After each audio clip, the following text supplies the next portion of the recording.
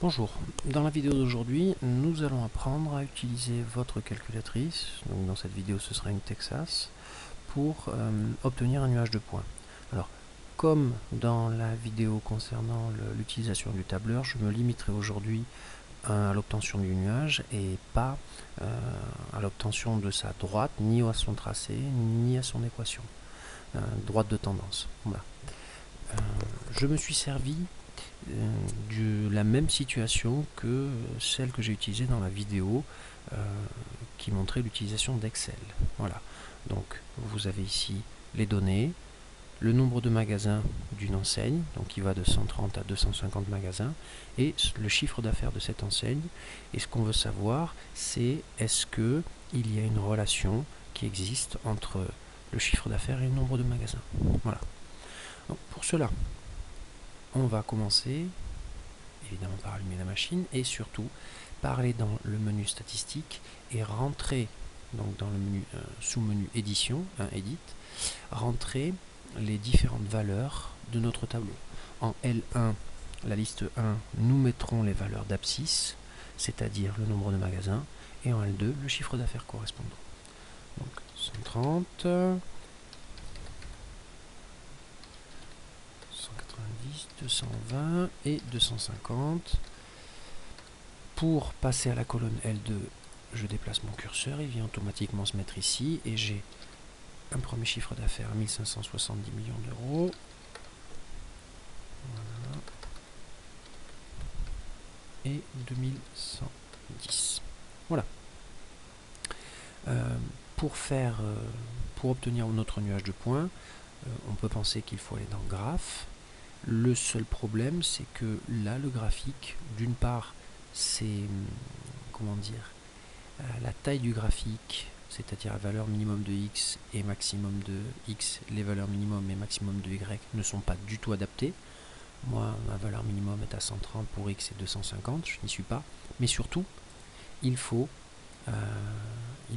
comment dire, activer le mode statistique de votre graphique. Donc, c'est StatPlot ici. Alors, vous n'avez pas forcément le même intitulé, mais vous appuyez sur Shift et F de X. Et on arrive dans le réglage de notre graphique. Donc 1, il est désactivé puisque jusqu'à présent, même par défaut, il est configuré pour travailler avec des fonctions. Le on clignote, on appuie sur entrée. On vérifie bien que dans le type, on a bien un nuage de points, pas de courbe, pas d'histogramme ni de diagramme en boîte. On vérifie bien aussi que les valeurs de x seront prises dans la liste L1, c'est ce que l'on a fait, c'est-à-dire 130, 160, etc. c'est bien les valeurs de x, et que la liste L2, c'est notre chiffre d'affaires, donc nos différentes valeurs. C'est bon, on peut ressortir en faisant quitte, donc seconde et mode, et on retourne dans notre graphe. Et malheureusement, nous n'avons toujours rien. Comme je vous l'ai dit, il s'agit d'un simple réglage de fenêtre à effectuer, puisque notre graphique va être entre 130 et 250 pour X et 1570 et 2110 pour Y. Donc ce n'est pas du tout adapté. On va dans la fenêtre. Le minimum, on va se mettre au niveau de notre minimum à 125. Ça me semble bien. Le maximum 255. On se prend une petite marge pour éviter que nos points soient nos points les plus, les valeurs d'abscisse les plus faibles et les plus fortes soient trop près du bord de l'écran. Le Y minimum, on peut se mettre à 1560. Là, je dirais que ce sont des réglages qui peuvent être modifiés. Si on estime que notre graphique, les points sont un petit peu tronqués, s'il y a des choses à retoucher, on peut tâtonner.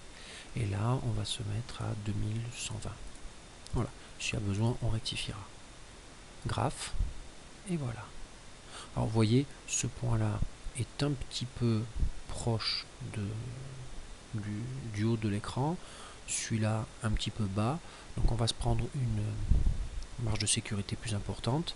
Le minimum est à 125, on va le remettre à 120, on va le mettre à 120. Non, c'était au niveau des Y, pardon, excusez-moi. Bon, c'est pas grave. Maximum 255, c'est bon. C'était 1560. On va se mettre à 1555. Et 2125. Voilà, pour avoir un petit peu plus de marge de manœuvre. Voilà. On a quelque chose, ce point-là est un petit peu moins tronqué.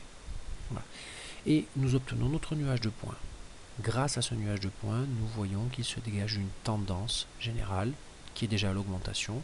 Et en fait, on peut tracer une droite qui sera appelée droite de tendance et dont on obtiendra l'équation un petit peu plus tard. Ce n'est pas le but de cette vidéo. Voilà. Donc, rien de bien compliqué. Il faut rentrer nos valeurs dans notre tableau, comme d'habitude.